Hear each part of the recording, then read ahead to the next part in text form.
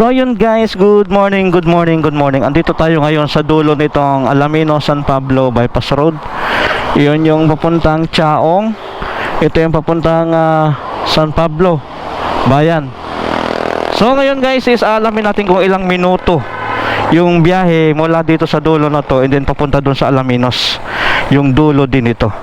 So yun, uurasan natin yung tamang takbo lang natin. So siguro hindi ko puputulin yung video or basta meron naman tayo ditong oras kung ilang minuto ba yung biyahe. Kasama na yung ngayon, rough road. Isipin natin kung walang rough road siguro baka mas mapabilis or depende rin sa dami ng sasakyan na dadaan na dito pag ito'y natapos na. Alright.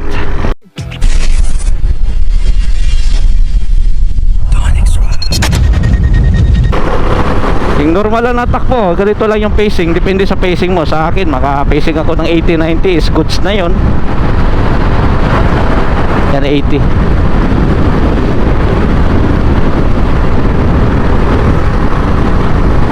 Ito yung timer natin sa ngayon, sa ngayong April 25. Pero kung mas gumanda pa, matapos na yung tulay, mas bibilis pa. Wala na yung mga obstruction or mga abala dyan sa biyahe.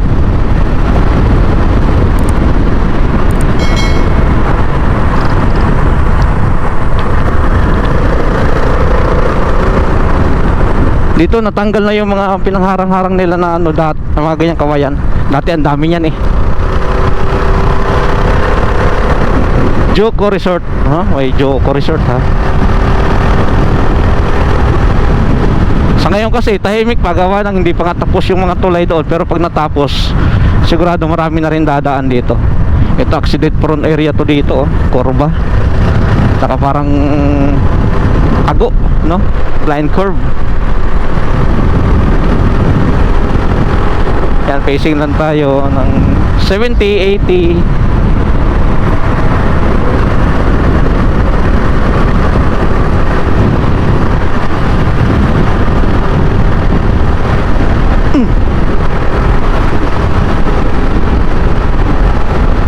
Ganda kasi dumaan talaga dito, gawa ng siyempre wala pang gaanong mga establishmento, walang gaanong mga bahay, mga ilan-ilan lang.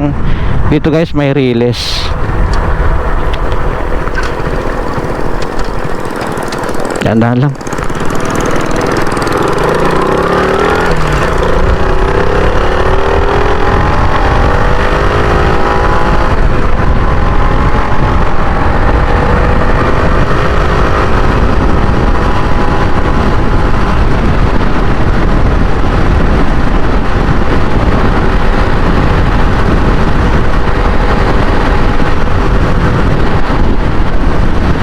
Ganda ng view rito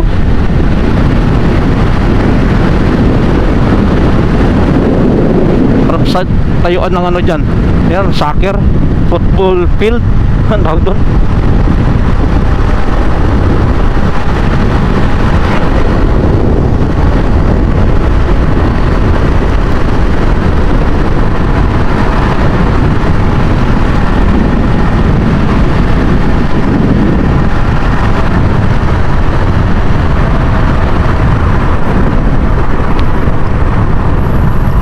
Tandaan lang dito, may mga bakal, may mga scaffolding.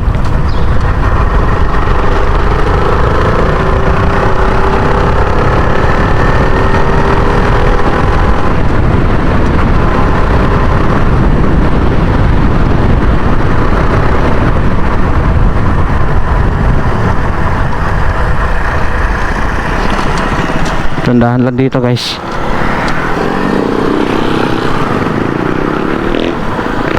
Ups. Okay, dito tayo galing kanina Meron na tayong 4 minutes.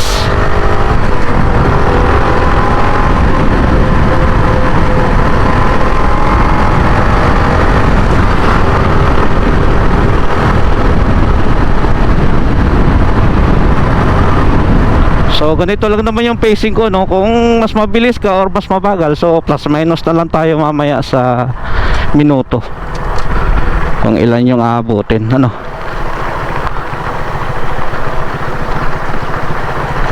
Aray mo.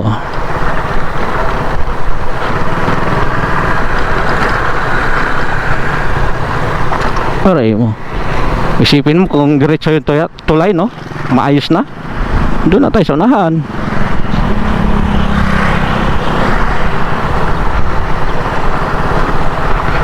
Tingnan, silipin ko, baka hindi tayo nagre-record. Sayang naman. Niguro lang. Okay, goods.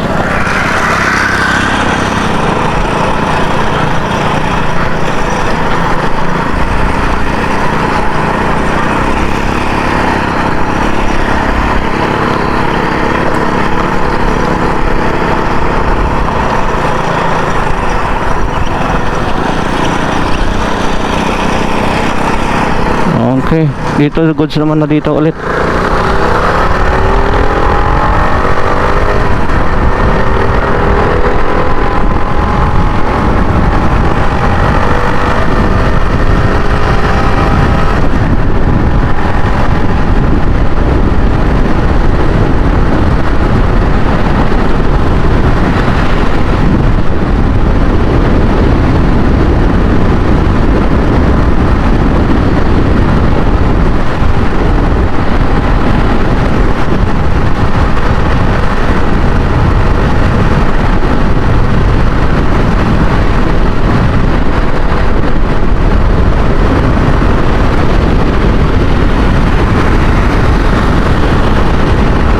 Ito na yung tulay.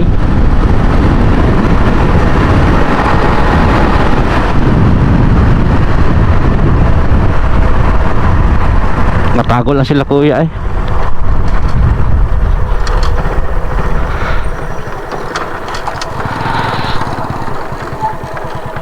Kaya mo Sig. Diretso lang, kapag pero sakit na, diretso lang.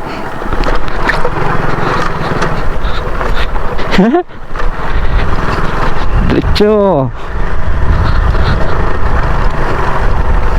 Kawag yung kantok eh.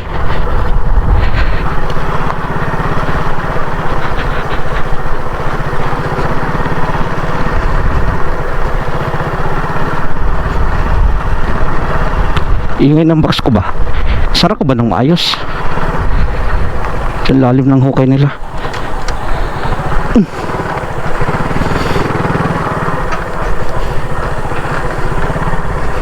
Dandahan lang, may nakapaskil doon na dandahan lang. Kasi nga private property. Ito lang mga ilang metro lang to, no? Siguro mga 200. Binabarat nyo kasi.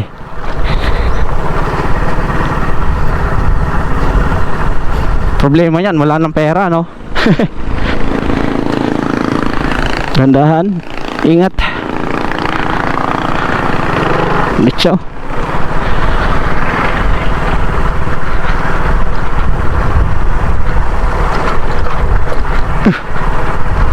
Alikabok na. Alikabok.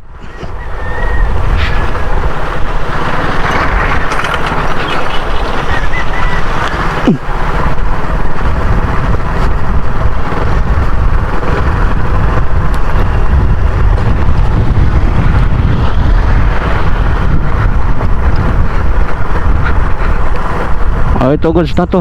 Dire-diretso na to, sementado. Okay, meron na tayong 8 minutes. So, tansya ko nasa ano siguro to, no? 15.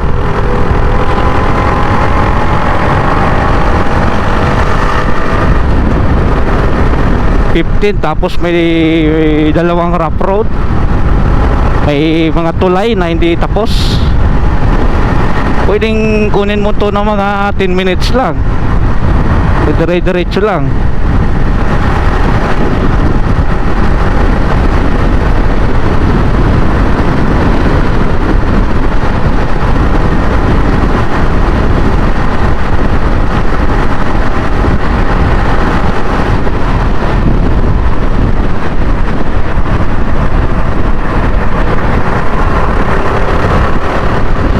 Dito asfalto.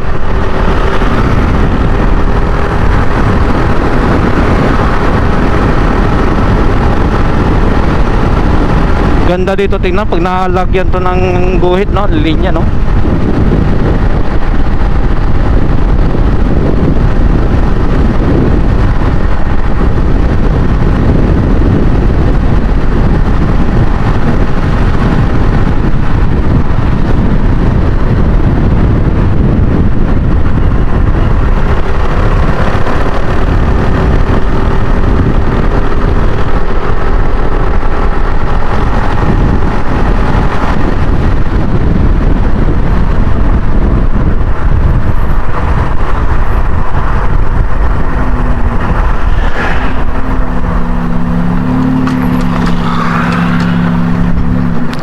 Rough road.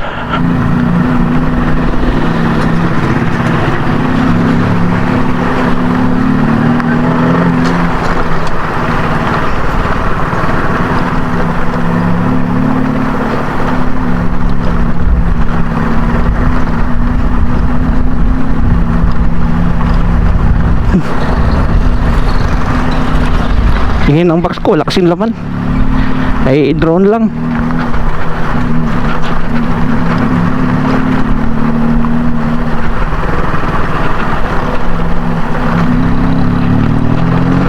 Diretso.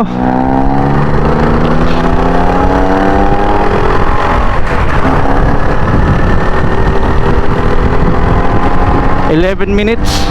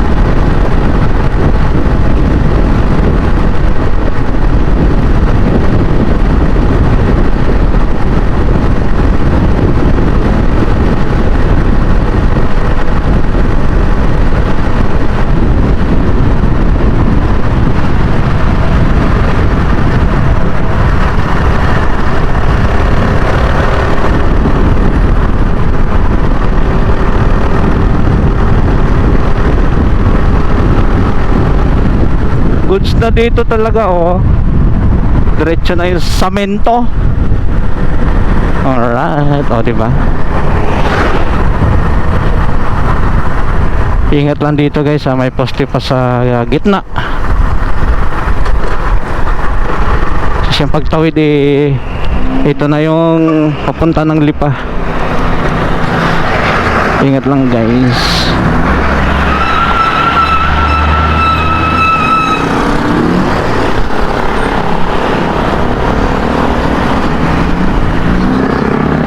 Meron na tayong 13 minutes.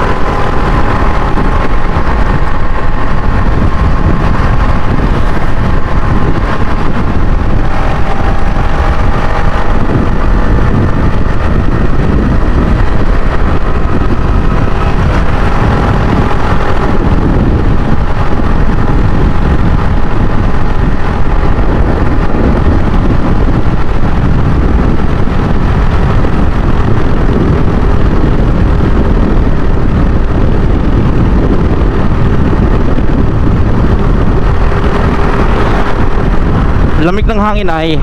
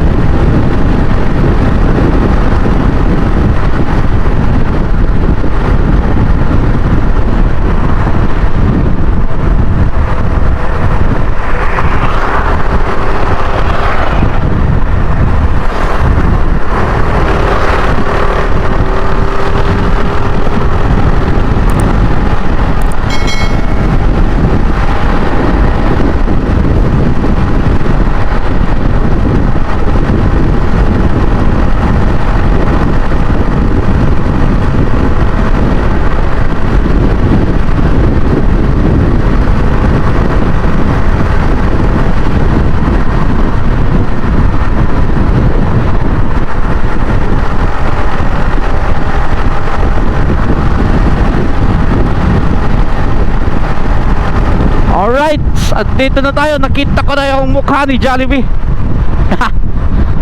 Sa ilang minuto nga ba guys, mabot tayo ng 16. So may advance tayo kanina na 25 seconds. Ayun, 16 minutes. So yun guys, palagay nila, depende na yan sa takbo mo, no? Ayan. So yun guys, yun lang muna aking ma-share, no? Hindi naman yan talaga eksaktong minuto ng biyahe, pero yan na yung baga binibigay ko lang sa inyo na idea. Depende na yan sa pacing nyo. Sa akin mabot ako ng 16 minutes, no? Siguro nagre-range ng average natin ang takbo mga 70, kasi mag 80, may 60, ganon. Yun. So yan guys, hanggang dito lang muna ang aking video. Hopefully nakapagbigay ng konting idea sa inyong kung kayo ay babiyahe dito. Alright. So yan guys, kung gusto mo sumama sa biyahe ko, huwag kalimutang mag-subscribe and click the notification bell para mas updated ka sa ating mga videos.